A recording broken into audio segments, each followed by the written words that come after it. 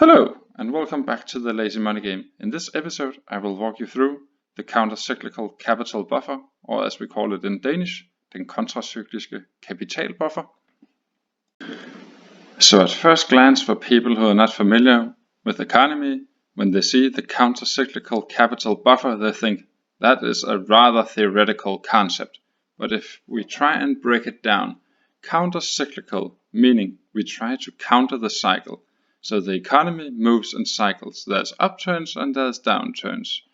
So in upturns, we put money aside in a deposit or into our capital buffer. And then when we have a downturn, we will release our deposit, or in this case, our capital buffer. So we are trying to counter the cycle so the downturn will not be as severe as it would otherwise have been. So that in essence covered what the countercyclical capital buffer is. Next, let's look at some history. The countercyclical capital buffer was introduced after the financial crisis in 2008 and 2009. It's built in periods with optimism and lower risk perception and rising prices, like the years leading up to 2020. The goal is to build the buffer before the risk materializes. For instance, when the financial system will take a hit, like we saw in 2009 and as we're seeing currently in 2020.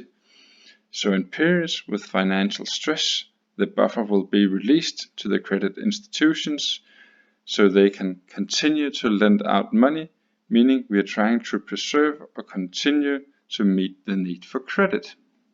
So the buffer is part of the international legislation, meaning the regulatory demands which has been put on banks and credit institutions' equity. The goal is to limit rising housing prices and excessive loans in good times to mitigate the systemic risk. So which countries actually had a positive countercyclical capital buffer when we started 2020?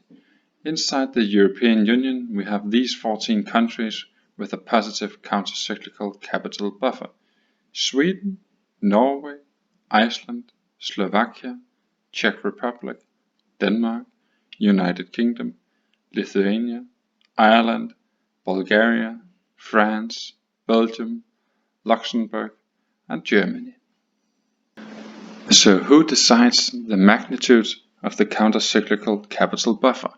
In Denmark, it's the industry minister, or as we call it, erhvervsminister, who decides the magnitude of the buffer. However, the Systemic Risk Board evaluates once a quarter if they would advise the minister to change it. However, the minister decides if he wants to follow the advice or if he wants to disregard it. So who is part of the Systemic Risk Advisory Board? First, you need to have 2 representatives from the central bank.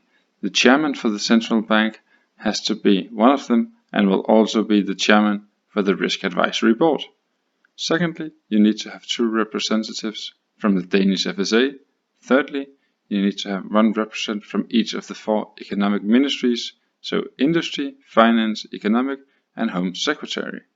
Fourthly, you need to have 3 independent experts with deep knowledge of financial affairs.